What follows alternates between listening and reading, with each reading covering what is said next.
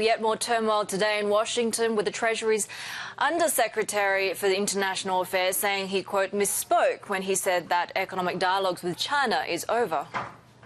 The administration was disappointed with the results because there wasn't a path back toward a market orientation. So I've discontinued the comprehensive economic dialogue.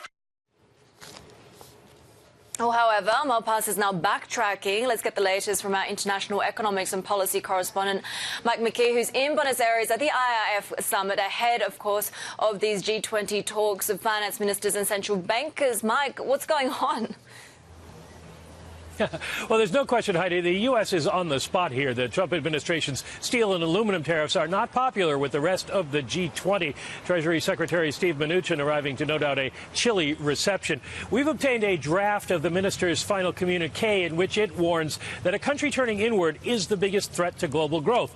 And in an exclusive interview, the Treasury's Undersecretary, Mr. Malpass, told me that the U.S. is really just responding to provocation from China.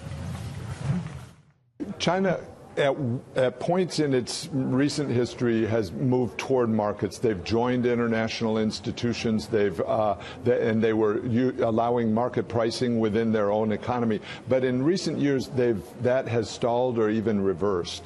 That's a concern for the world because it means that the world can't grow as fast as it should. One of Secretary Mnuchin's jobs here will be try to gin up international support for the U.S. and international action against the Chinese. The administration is about to impose sanctions on China for intellectual property theft, and they would like support from the allies, although that may be difficult given the allies' view of those steel and aluminum tariffs and a fear here that Trump may be on the verge of starting a global trade war. Mike, what are we expecting to happen today? Well, on Monday, the ministers are going to begin talking about the global economic outlook with a little bit of a twist this time.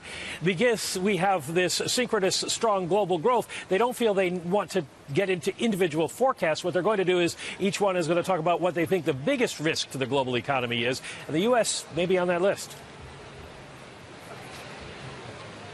Okay, Mike, will there be a battle, though, over the final communique? Well, there was last year. Secretary Mnuchin, new on the job then, refused to sign on to standard communique language committing the G20 to free trade. While they still are drafting the final language for it, people here have told me they think they have finessed it. They're going to talk about the importance of free trade to the rest of the world. However, we'll see how it develops once Secretary Mnuchin gets in the room with the other ministers. All right, Mike, thank you so much.